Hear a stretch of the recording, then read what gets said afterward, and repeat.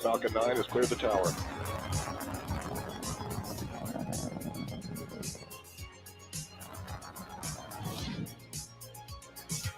10, 9, 8. Side booster ignition. 6, 5, 4, 3, 2, 1.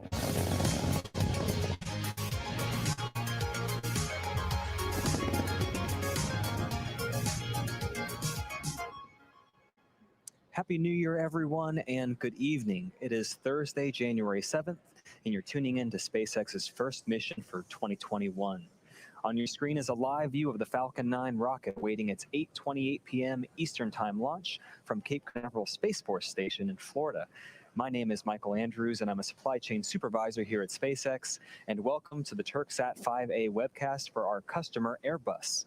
Today's payload is a fifth-generation broadcast communications satellite for the Turksat fleet, designed and developed by Airbus. With an expected lifespan of more than 30 years, this new communications satellite is designed to provide television broadcast services and improve broadband data networks across a large geographic area, including Turkey, Europe, the Middle East, North Africa, Central West Africa, South Africa, as well as the Mediterranean, Aegean, and Black Seas. Now, before we explore more about today's payload, let's first take a closer look at the Falcon 9 vehicle supporting today's mission.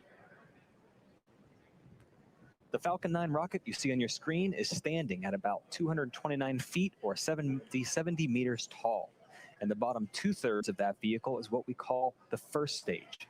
Now, while this is the first launch of 2021, today's booster is taking flight for its fourth time.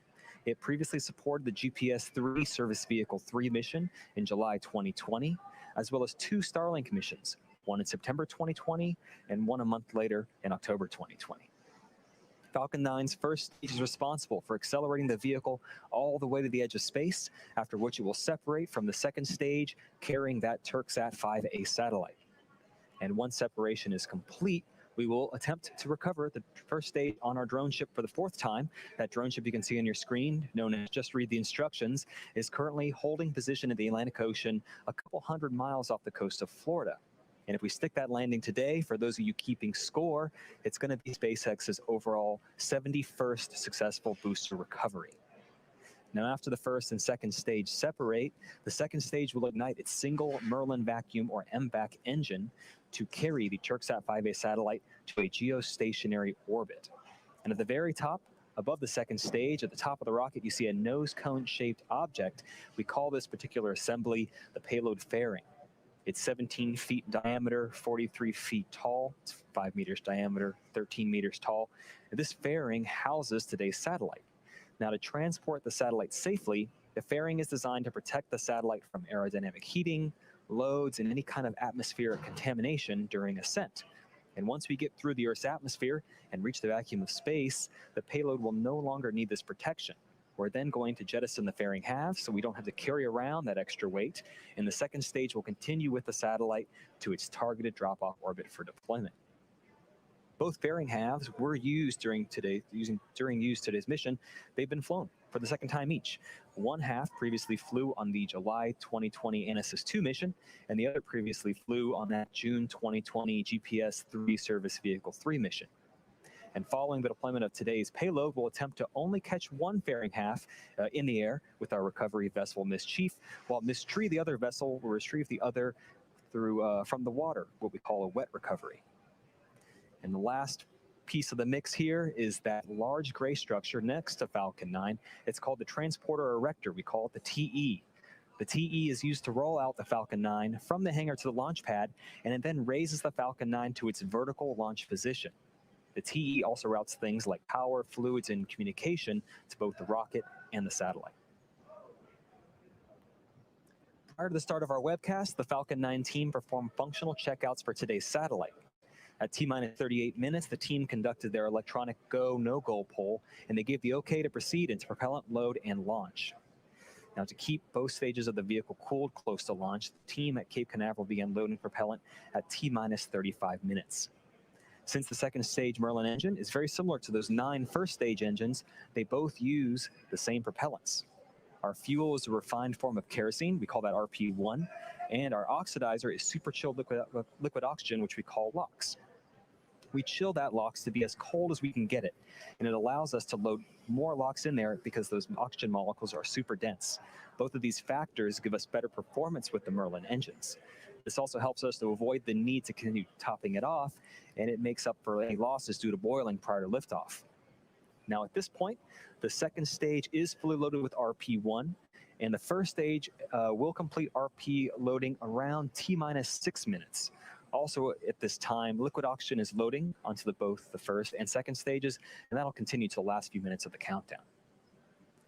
At T-minus 7 minutes, we begin our engine chill phase. The pre-valves between the first stage engine and the propellant tanks will open. That chills the engines. This is where we cool those turbo pumps in order to avoid thermal shocks when we start the pumps at just T-minus 2 seconds, and it helps us light the Merlin engines. Also, we're loading helium into storage vessels on the first and second stages. During flight, we pass this cold helium through heat exchangers on our Merlin engines. The heat of the gas generator exhaust warms this cold helium and expands it. This expanded helium gas is used to fill the empty volume in our fuel tanks created by the engine pumps pulling propellant out of the first stage. Think of it like your car. We use gravity on a car to keep all the fuel near the bottom of the tank. Here in space, we need helium to push all that fuel towards our turbo pumps. Now, let's take a moment to learn a bit more about our payload today. Weighing in at approximately 3.5 tons, the Turksat 5A satellite provides roughly 10 kilowatts of power. By way of its high reliability and design, this fifth-generation satellite will serve as the fleet's first satellite to operate under an electric propulsion system. And as I mentioned earlier, the Turksat 5A communications satellite was designed by our customer Airbus to provide television services and improve broadband data networks to service areas covering Turkey, Europe, the Middle East, North, Central, West, and South Africa, as well as the Mediterranean, Aegean, and Black Seas. The satellite is scheduled to become fully operational sometime in the second quarter of this year. Now let's take a moment to learn more about what makes this communication satellite so unique. Standing by to launch command. T-minus 4 minutes. 9, 8, 7, 6, 5, 4, 3, 2, 1.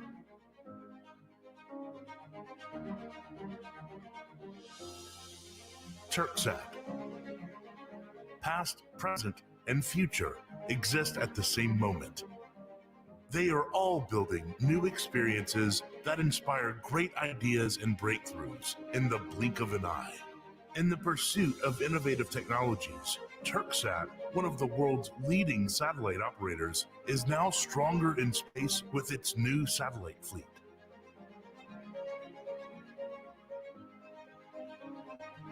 Turksat 3A communication satellite at the 42° east location offers both satellite telecommunication and direct TV broadcasting services via Europe, Turkey, and Central Asia.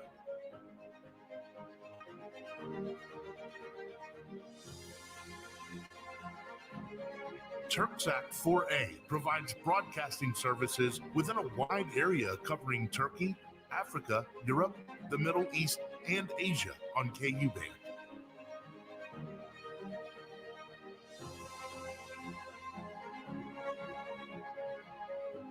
Turksat 4B, a multi-band satellite, ensures high flexibility of switchability and connectivity among different service areas and provides services over a wide geographic region between west of China and east of England, spanning Turkey as well as Europe, Central Asia, the Middle East, and Africa on both KU band and KA band.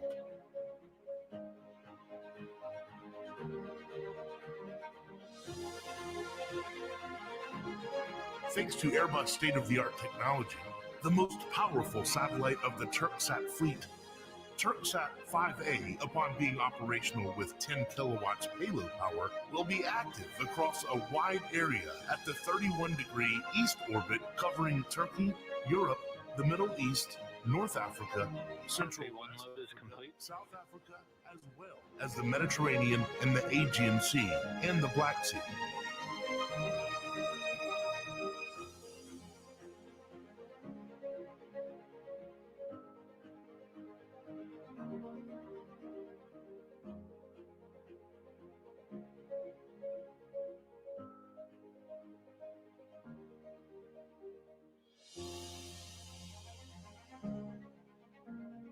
With its satellite fleet, Turksat focuses on rising values and technologies in satellite communication.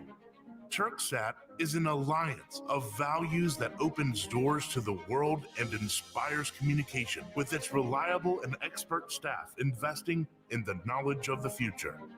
We are in an age where information is instantly shared. Our expectations are rapidly changing. Technology is leading us to new experiences. We proudly proceed on a path illuminated by the information that makes our lives meaningful in the age of communication. While new experiences inspire great ideas, Turksat of the future invites you to be a part of this moment. Turksat, space age in communications. Mission Control, we have liftoff.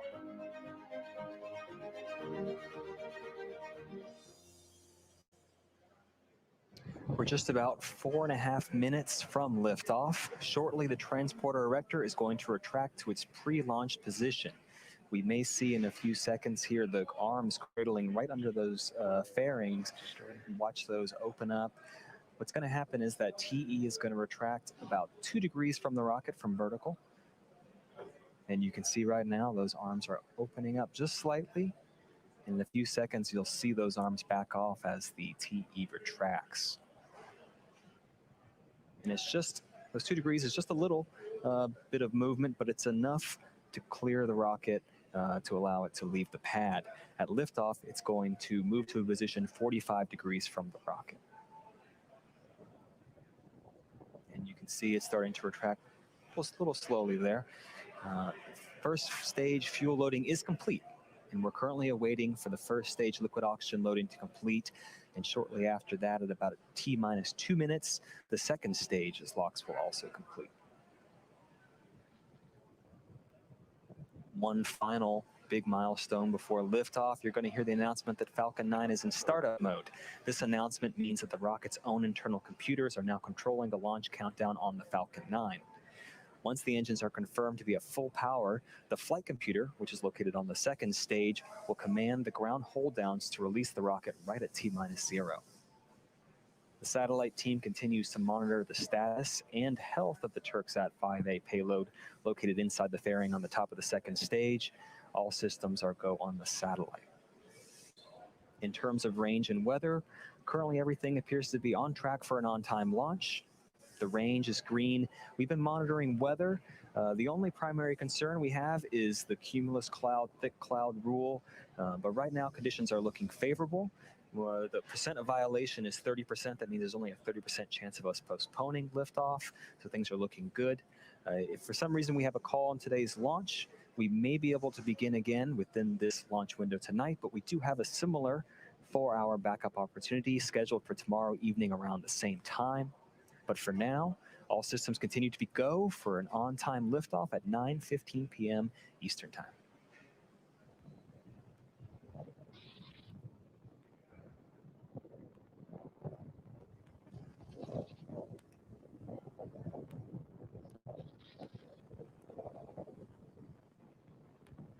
At this time, the LOX loading is complete. It just finished on the second stage, and that is the last milestone for propellant loading prior to liftoff. You're going to start seeing a buildup of white clouds emanating from the Falcon 9. That's perfectly normal.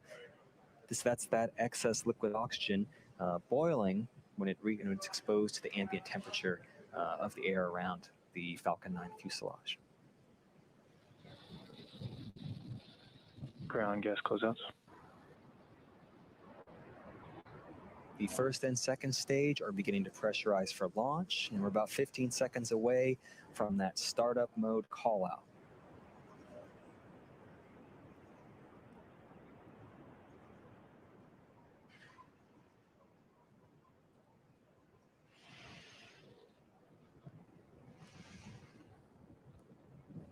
Flight computer has entered startup. We have confirmation of startup. We're just waiting for launch director's go for launch call out.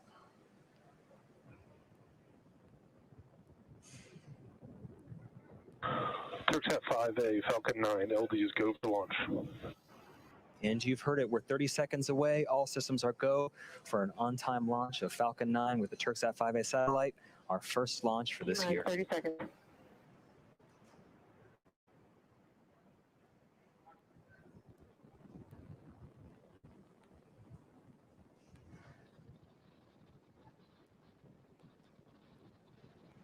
T-minus 15 seconds. 10, 9, 8, 7, 6, 5, 4, 3, 2, 1, 0. Ignition. And liftoff. Stage 1 chamber pressures are nominal.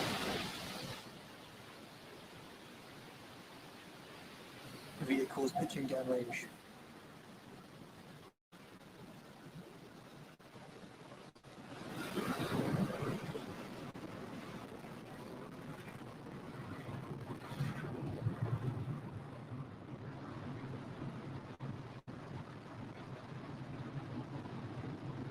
And here we go. We're now 30 seconds into flight on the Falcon 9. All engines are running at full power. We are preparing to enter through our first major milestone after liftoff, max Q. It's going to occur at T plus 1 minute 12 seconds. We're going to throttle those engines down. We've confirmed nominal status from the avionics team. Next, max Q. That's when the vehicle experiences the greatest amount of dynamic pressure. We throttle those engines down, and afterwards we throttle them back up to keep dynamic pressures below a certain level. Falcon 9 is supersonic.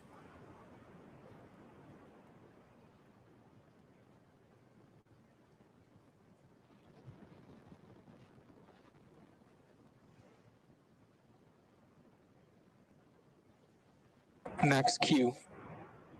We've successfully crossed the max Q threshold. Everything is looking good with the first stage's trajectory. Next, we're going to start our MVAC chill. This is going to help us prepare for the next 3 major events. They occur one after another. The first one, those 9 Merlin 1D engines are going to cut off. That's known as MECO, or main engine cutoff. Right after that, the first and second stage will separate. And then the Merlin vacuum engine on the second stage will turn on. That's known as SES-1.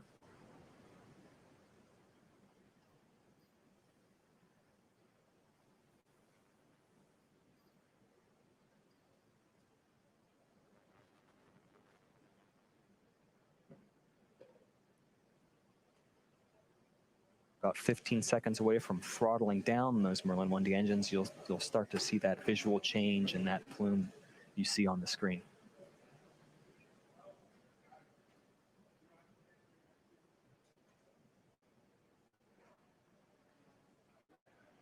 Main engine cutoff.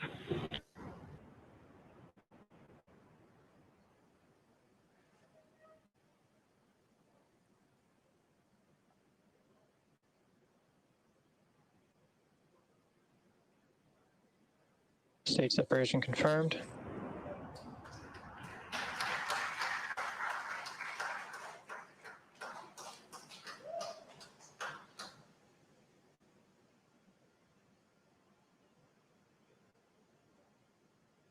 All right, all good news here. We had successful main engine cutoff, stage separation, and second engine start 1. Our next milestone is fairing deployment.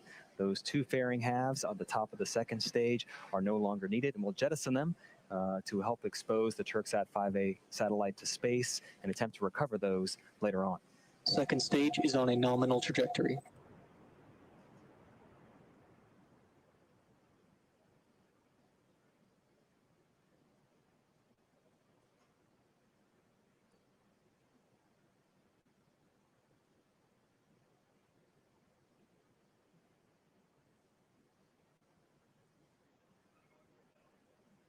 Fairing separation confirmed. And you saw there, we just jettisoned our 2 fairing halves. It's our first good view of Turksat 5A. It's now exposed to space, and those 2 fairing halves are heading back down to sea level.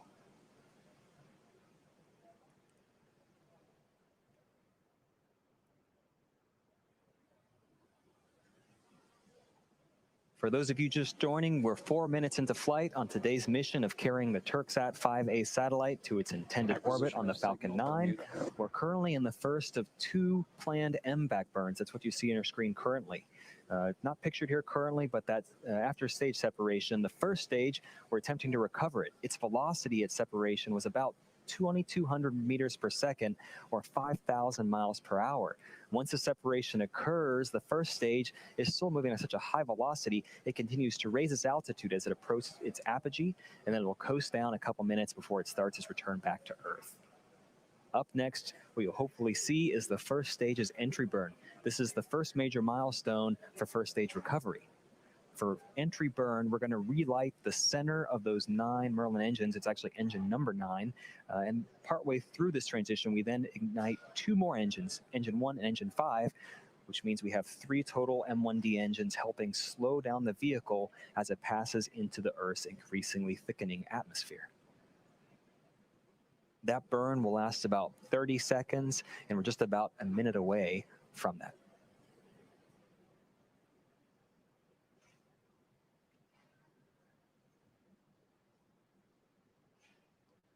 And also not pictured here, those 2 fairing halves that they're making their way down. It'll take a lot longer than it will for the first stage, but we will attempt to recover those later on in the evening. Expected loss of signal, Cape.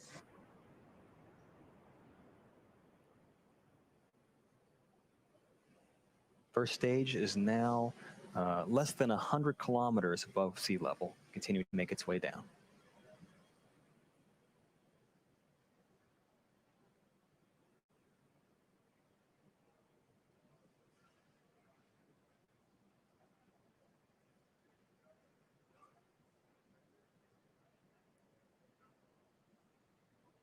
Just 10 seconds away from entry burn.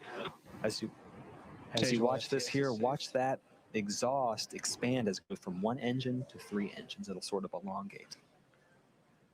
Stage 1 entry burn startup.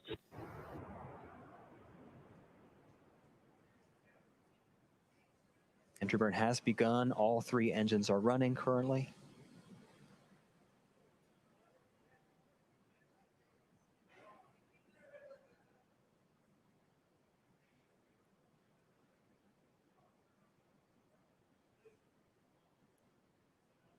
Stage 1 entry burn shutdown. You heard it, you saw it. Entry burn has shut down. Next, a couple milestones happening back to back. On the second stage on your screen, we're going to turn off that MBAC engine. It's known as SECO 1, or Second Engine Cutoff 1. And right after that milestone, we're going to start our final first stage burn, the landing burn, hopefully culminating with a 4th landing of this particular first stage. Going back to SECO, we shut down the MBAC, and after that period, we actually allow the second stage to coast. This event preserves the fuel until we need it for that final burn, second engine start number 2, and it takes us to our targeted orbit for today's satellite deploy. We're about 30 seconds away from SECO 1, and after that, only about 30 more seconds until we hopefully have a nice view of the first stage touching down on our Just Read the Instructions autonomous drone ship.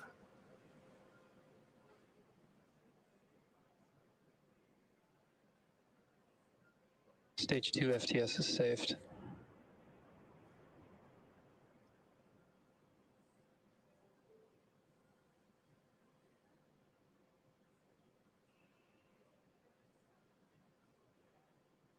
Stage 1 landing burn startup.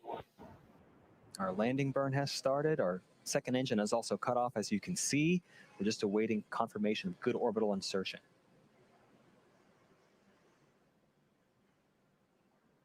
And back on sea level, you can see here the drone ship. We have confirmation of good orbit on the second stage, and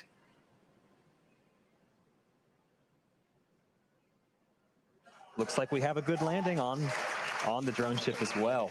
This is SpaceX's 71st successful first stage recovery. This particular booster's 4th successful recovery, getting ready for its 5th flight in the future. That's our secondary mission, vehicle reusability, but our primary mission is not yet complete. The second stage vehicle has now entered its first coast phase and will last about 18 minutes. After that, we're going to light that MBAC engine for a second time shortly after at about T plus 26 minutes, 51 seconds. For those of you interested in keeping an eye on where that second stage is throughout the coast phase, you can follow along with our animation for the next 18 minutes. Otherwise, we'll see you back here at T plus 25 minutes.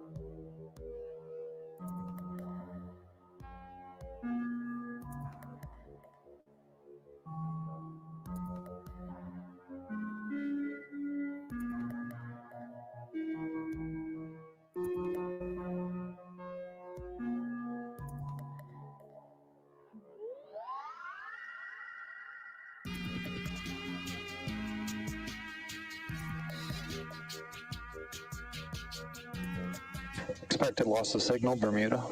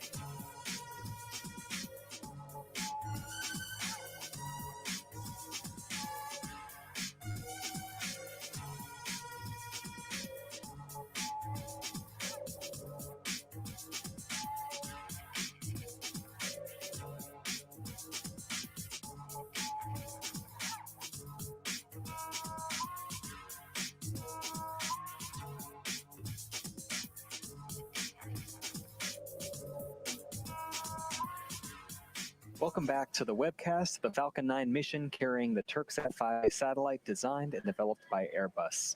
Let's recap what's happened so far this evening. We had a smooth liftoff at 9:15 p.m. Eastern Time. 2.5 minutes later, our first and second stages successfully separated. The first stage made its fourth flight and its fourth landing on our drone ship. Just read the instructions. The second stage completed its first burn and successfully inserted today's payload and second stage into their planned parking orbit where they're currently at now. Now we're coming up on the second burn of that upper stage engine in a little more than 60 seconds. Currently, the flight computer is commanding the settling thrusters to turn on and off, and it releases nitrogen gas that helps lightly push the stage and allows propellant to stay at the bottom of the tank above the engine. One thing to mention here is that the ground station over Gabon at the minute is down, so we won't be able to provide any visual views or have any confirmation of when exactly that second engine start occurs and when it ends. We'll tell you when those are expected to occur, and after our next coast phase, we'll come back and confirm how those events went and if we're in a nominal orbit.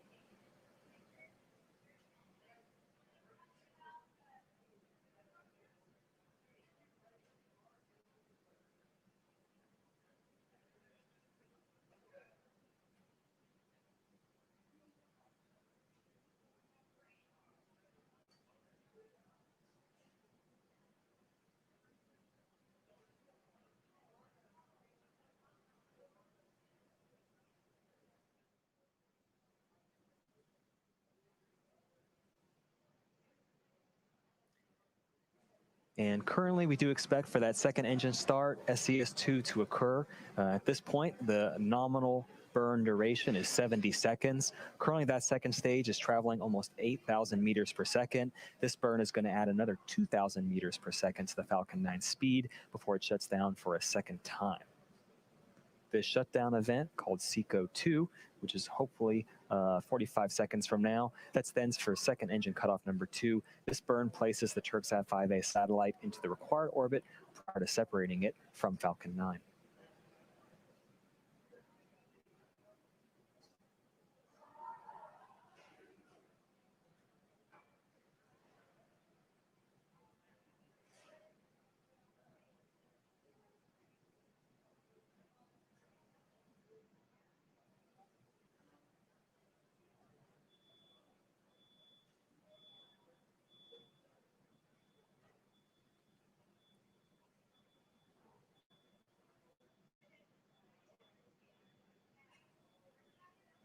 And at this point, we expect for second engine cutoff 2 to occur.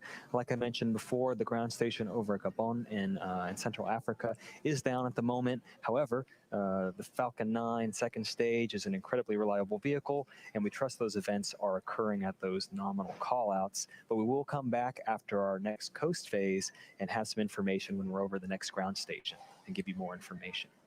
And as a reminder, the Turksat 5A satellite is still attached to that second stage. The stage is now going to start a slow spin, kind of like a football, that helps stabilize the satellite when it's released. This transition is going to take 5 more minutes, and satellite separation is expected to occur at T+, 33 minutes and 4 seconds.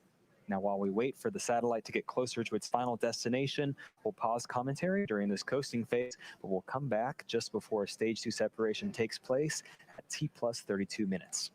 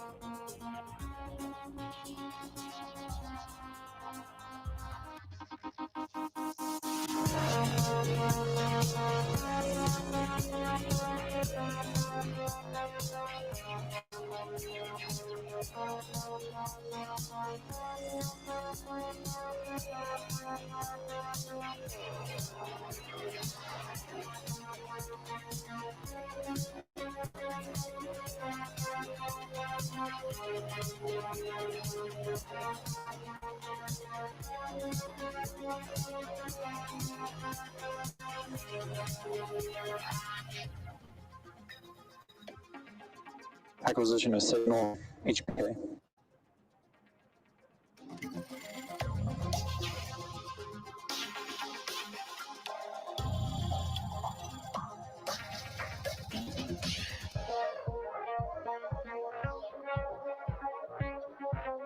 Nominal deploy orbit insertion.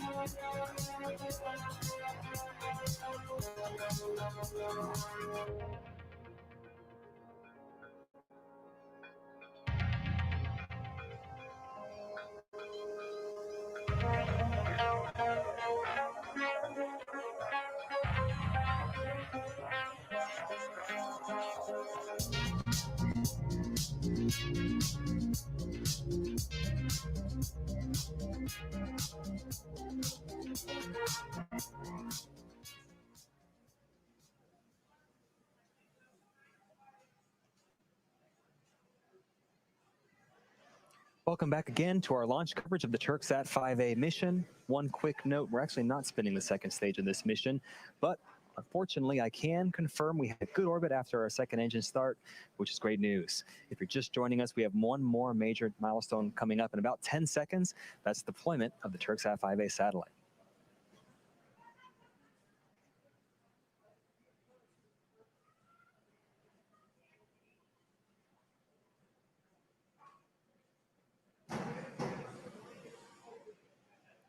Payload deploy confirmed. And you can see it. We have confirmation of successful payload separation of the Turksat 5A satellite, and that will now bring today's webcast coverage to a close. Before we go, we really want to thank Airbus, our customer, for entrusting us with the Turksat 5A satellite. This mission marked the 4th launch and landing for this Falcon 9 booster. It was also SpaceX's 71st successful booster landing, as well as SpaceX's 50th time for flying a reflown booster. Also, it's our first launch for 2021. To the range and the FAA, we appreciate having your support and acceptance for today's mission. And to all of our viewers, you, as always, thank you for tuning in and have a great evening.